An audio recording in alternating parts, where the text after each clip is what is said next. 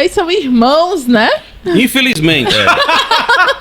Infelizmente. Deus é perfeito, mas às vezes ele comete essas falhas. Aí a gente nasceu na mesma mãe, do mesmo pai, mas ele tem essa vida dele pregressa aí. Eu só tenho que acompanhar, agradeço muito a todas as pessoas que fazem com que eu esqueça que ele é meu irmão. Mas aqui e acolá convidam a gente junto para participar de uma mesa como Eu essa. nem vinha, só vim porque... Mas nós vamos discutir com sobriedade, com clareza. Nós não vamos ter uma mesa entre nós, então a gente não vai sair no tapa aqui, mas vamos tentar concordar com o máximo que pode, né? E vocês três já tiveram um canal juntos, né? Aí é felizmente, aí é felizmente. A gente começou junto, né? A gente começou junto, eu, o Hugo e o Franklin. Aí, Contraponto, velho. né? E naquela época era muito mais difícil do que é hoje, né, bicho? Porque um tinha uma câmera, outro tinha outro tinha casa, o outro tinha a pauta. E o Franklin sempre é o cara que trabalhava, tocava. E a gente nunca tinha aquele muito tempo pra se encontrar, mas quando a gente se encontrava, a gente ia ali e fazia alguma coisa. Que a gente tem história, né, bicho? A gente é amigo desde criança. E a gente já fazia vídeos baseado naquilo que a gente achava que era interessante e relevante. Que era não só os filmes, mas era sobre as trilhas sonoras, né? Sobre os filmes e os desenhos que tinham conexão. E a gente falava dando o nosso ponto contra alguns pontos que já existiam. E as filosofias por trás, né? Do filme e tal, a lição do filme, porque quando o filme não tinha lição nenhuma pra dar, a gente escarrava o filme. Também. Não tem pra que dizer, não tem o que falar. Tinha as séries, a Moto Laser. A história do Moto Laser, como é a história do Moto Laser, o policial que levou uma queda. Levou uma queda de moto. Foi. Aí se me emendaram ele todinho, botaram ele dentro de cima de outra moto. Eles não acreditam, não. Porque o pessoal que sofre acidente vai pelo menos pra UTI. Ele foi gravar uma série. Não, legal. Tinha um cientista no meio da rua. Nossa, o cara levou uma queda de moto, se quebrou. Exatamente o que eu preciso. Vou ajudá-lo. Foi lá ajudá-lo. O cara ficou... É o Street Hulk, né? O nome da série original. E é uma ideia originalíssima, né? Nem não parece com Robocop, não parece com nada. Parece com nada. Exatamente, é mesmo. Mas a gente passou de fase por fase, né? Porque a gente teve o Contraponto, depois teve o Segunda Sessão, que era um canal que era específico de cinema também da Alexandre. Era a época que eu comecei a trabalhar em cinema, aí eu tinha esse canal também. E ele sempre foi muito egoísta, então os canais tudo era só dele. Né? Só eu, a gente participava, mas não tinha nome, só apareceu. Não, é porque eu e ele esquecia de botar a edição, de colocar assim, Franklin e Hugo, não botava não, era assim, não, mas eu nunca botava. Quem fazia essa edição era o Germano, era o Germano, né? Quem fazia era o Germano. Que inclusive não quis vir, botou queixo, né? Deu uma conversa, mas deixa estar, é assim mesmo, a gente vai orar por ele. Mas aí acabou a segunda sessão, depois da segunda sessão teve mais o quê? Não, teve só o Estado de Banco. Aí pulou pro Estado de Banco? Não, porque eu fui convidado para um canal que era... do Ronaldo. Nosso amigo Ronaldo, que era o... Seu amigo, meu não. Meu amigo. Pra tu ver, eu adoro as pessoas. Né? Aí foi o que aconteceu. Remember. Se inscreve no Remember, o canal muito bom do nosso amigo Ronaldo. Trabalhava no Remember lá, fazia resenha, aí os caras viam minha resenha, mandavam quadrinho pra mim, os caras ficavam com raiva, porque os caras entravam em contato comigo, aí os caras ficavam putos e me tiraram do canal. O canal quer saber, né, que eu vou abrir um canal pra mim, hein? Pois é. Aí estou abriu aí, o canal do Nordeste. E até hoje tá abrindo o canal pra todo mundo aí que quiser entrar no canal dele aí. Não sei, quem quiser entrar no canal do YouTube, é só se inscrever em História de Banca. O canal mais chibata no Nordeste. É bom, realmente é bom mesmo. Você já tem esse amor pelo cinema, pelos quadrinhos já desde criança, né? Meu pai dizia as revistinhas. Meu pai dizia assim, rapaz, você só vive envolvido com negócio de revistinha. E a culpa mais é dele, porque quando ele... meu pai sempre trabalhou em indústria, né? Ele trabalhava numa empresa de cerveja. E aí ele trabalhava muito à noite. E aí, para compensar a ausência dele na nossa criação, no nosso dia a dia, ele trazia merenda e revistinha, né? Por isso que a gente é gordinho assim. O papai trazia sanduíche de queijo, sanduíche de carne. E no meio do sanduíche vinha uma revistinha. Aí seja do Batman, do Homem-Aranha, dos Trapalhões, do Conan. O que ele passasse e visse, ele comprava.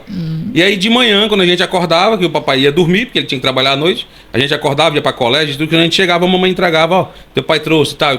E aí, eu no caso, acho que o Alexandre também, aprendemos a ler em revista de quadrinhos. Sim, é a história de todo até cara porque colégio não tem graça.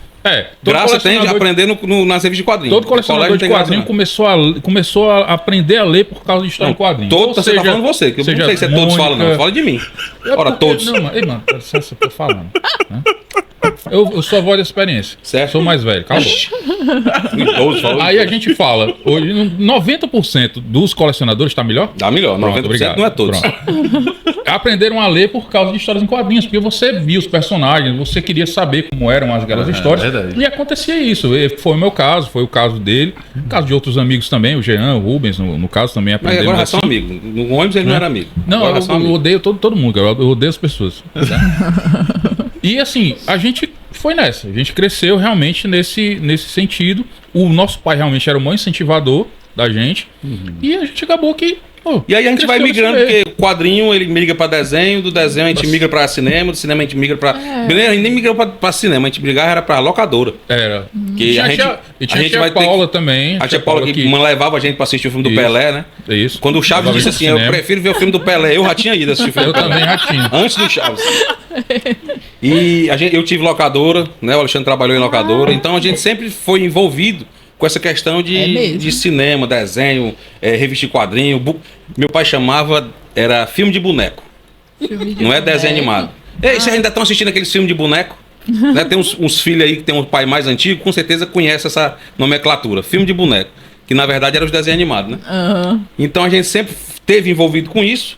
Chegamos numa época da idade que a gente vai se afastando, querendo ou não, eu deixei de ser colecionador, deixei de ir para cinema e com o tempo casei, já tenho mais de 20 anos de casado. E aí nesse período de casamento que porque assim, eu nunca pensei em me separar. Eu sempre pensei em matar ela. Né? Mas me separar nunca. Né? Um abraço para minha esposa, ela tá assistindo. Mas nesse meu tempo, ela disse: meu filho, você tem que ter um hobby, você tem que ter um hobby. Minha filha que tem um hobby é o Batman, não quer negócio de hobby, não. E aí eu fui, quer saber da coisa? Voltei a colecionar quadrinho, que é o que desestressa a gente no dia a dia, nessa vida de velho, né? Que a gente tem assim de responsabilidade. E aí, quando eu comecei a entrar em contato com o Alexandre de novo, ele criou o Estado de Banca. E a gente fez vídeo muito tempo junto, antes da gente começar a brigar demais. E aí, quando a gente começou a brigar demais, ele disse: é o seguinte, faça as suas coisas lá que eu faço as minhas e acabou-se. Né? Porque toda vez ele foi individualista assim. E aí eu disse: pois tá bom, pois vá. Aí pronto, aí ele começou a fazer as coisas dele, eu comecei a fazer as minhas. E aí, de um tempo pra cá, eu disse: Alexandre, eu quero fazer um canal também. Faz só. Eu disse: não quero fazer só não, quero que você me ajude. Aí ele foi e me incentivou a fazer um que eu gostasse, né? Mas fala sobre o que tu quer, fala o que tu gosta. E no caso eu fiz o Quadrinhos Monstruosos, que era sobre quadrinhos de terror, quadrinhos de mais Vertigo, que eram uns quadrinhos adultos. E aí com o tempo eu também desisti e aí comecei a comprar quadrinhos Bonelli, que são os fumetti que chama, né? Que é quadrinho italiano. Ei, tenho que te cortar aqui. A Elia disse assim: quando chegar em casa nós vamos conversar. Pensei que ela não estaria assistindo, mas já que ela está assistindo, um beijo pra você, meu amor. E hoje eu tenho o Prateleira Bonelli, que foi ele que botou o nome, né, no canal. Ele disse: bota Prateleira Bonelli e fala sobre a tua coleção. Então hoje eu falo sobre o que eu tenho na minha coleção. Eu não falo sobre quadrinhos que são lançamento, que estão saindo aí na mídia, que como no caso ele faz, né? Ele já tem uma seção lá do canal dele que é mais sobre notícias, do que estão chegando as coisas. Eu não. Eu falo sobre as coleções que eu faço. Só sobre isso mesmo. Se você quiser entrar lá, entra lá. E, gente, todo mundo se inscrevendo, viu? Prateleira Bonelli. E assim, vocês se ligaram em questão de trilha sonora. Eu nunca tinha me ligado nessa questão de trilha sonora. Eu sabia que tinha música que eu ligava ao filme, mas nunca parei pra pensar que existe toda uma coisa por trás da trilha sonora e que quando é uma franquia de filmes tem as continuidades da música, alguma coisa assim, né? E vocês analisam isso e eu nunca tinha pensado. É porque antigamente, assim, todos nós somos fãs de música, né? Franklin toca guitarra, eu toco baixo, o Hugo cantava, né? E o que fazia? A gente, por sempre a gente ser fã de banda, antigamente a maioria das trilhas sonoras eram de bandas. Não eram músicas feitas exclusivamente. Não tinha um com filmes. orquestral, Não tinha- né? Exato. Ou o George Clinton que começou Foi, isso, né? exatamente. Ele começou a orquestrar para cinema. Só que antigamente era banda. Era Survivor, era que fazia a maior parte da trilha sonora dos filmes de Stallone. Sim, A gente esperava para ver qual era a próxima banda que entraria na trilha sonora do próximo filme do Rock. Sabe? Top Gun também, De Volta para o Futuro. E a gente se muito ligava tempo atrás, a galera colecionava CDs de trilha sonora de filme. Era o contato que a gente tinha. Coisas que vocês não têm hoje. Né? Que nós tínhamos no passado, que como a gente conhece CD de trilha sonora CD de trilha sonora de filme. A gente ficava, saiu o filme no cinema. Hoje não, hoje que 4 dias o filme sai do cinema, né? 6 dias sai do cinema. Mas antigamente, que ali no São Luís, no Diogo, aí passava um mês, o filme passava 30 dias no cinema. Ghost ficou 6 meses no cinema. Ghost ficou 6 meses? 6 meses no Cine Fortaleza. Ele foi recordista? Aqui em Fortaleza foi. Disputou com o Titanic. Titanic também passou um tempão. Não, é porque o Ghost era ali no meio da década de 90. O Titanic já foi no finalzinho, né? Uhum. Titanic é porque assim, ele veio, aí depois veio o 3D, aí depois voltou pro cinema novamente. Porque teve Mas o Ghost não, bicho. O Ghost você podia ir no começo do ano e no meio do ano assistir no cinema que ainda tava passando. E uma curiosidade que era legal, que tinha as músicas nacionais que emulavam as músicas internacionais do filme. Então você conseguia ouvir as músicas nacionais do filme Ghost. Como é que pode? O filme Ghost é americano e tinha música... Porque a galera traduzia a música e colocava no rádio. Sim. Pra ligar a ideia do filme. Né? Sim. Então, todos esses pormenores do cinema que antigamente tinha, a gente perdeu. Né? A gente tem muita tecnologia hoje, muita vantagem em ter internet, a velocidade que a gente tem, um filme sai no cinema, amanhã tá no streaming, depois tá na televisão. Às vezes tá antes do que às vezes tá antes do cinema, já tá no streaming. E antigamente não, antigamente a gente marcava de ir pro cinema. Inclusive uma curiosidade do segunda sessão, que o Alexandre fez o canal, é porque a gente foi pro Cavaleiro do Zodíaco, não foi? Foi. A gente chegou no Cavaleiro do Zodíaco e perguntou, qual é a primeira sessão? 1 hora. E qual é a última? 5. Então a gente entrou 1 hora e ficamos até as 5 assistindo Cavaleiro do Zodíaco. Velho. Ainda a gente não precisava nessa época, hoje a gente não precisava sair. Aí quem chegava primeiro ganhava um pôster, né? Aí às vezes a gente combinava de 4 pessoas, 2 entravam e diziam, seguinte, nós 2 entram, vamos ficar aqui guardando o lugar de vocês saem de novo pra ganhar outro pôster. Pra ficar cada um com um pôster, né? Porque era 4 pôster. Hoje em dia a gente não tem mais isso, né? Hoje em dia entra o cara lá, sai, manda a gente sair do cinema. Não, e antigamente o que era legal é que a gente dizia assim, cara, eu assisti isso no cinema. Antigamente não era coisa de velho, antigamente era o cara foi pro privilégio. Cinema. Era um privilégio assistir no cinema. Por exemplo, eu assisti Quero Ser Grande. O Tom Hanks. Tom Hanks. Eu assisti Batman, eu peguei toda a Batmania aqui no Cine São Luís, em 89, peguei toda a Batmania lá, foi quando... Você não foi nada. Eu assisti Garantia de Morte no Cine Jangada. Eu também. Cine Jangada, que é um cinema um pouquinho, né, diferenciado. Underground. Na época era um cinema underground. E não tinha onde passar o Garantia de Morte, porque todos os cinemas já estavam muito ocupados. E o único lugar que tem é o Jangada. Os caras fizeram uma limpeza no Jangada para poder abraçar o filme do Van Damme, que era um sucesso, né? E mesmo assim, a gente se sentava e ficava todo pregado nas cadeiras. A gente olhava pra trás, mano. Entravam uns caras estranhos, mano. Sabe? Ficava um pessoal sentado assim, cadê a gente começar? Não, aquele negócio, o filme tá rolando, cala a boca aí. O pessoal esperando outras coisas no Jangada. E o Van Damme dando voadora lá no filme todo. Nos pirocópteros dele lá. Se você é dessa época, comenta aí. Rapaz, eu fui pro Jangada também. Né? Viu? Assisti filme no cinema no Jangada.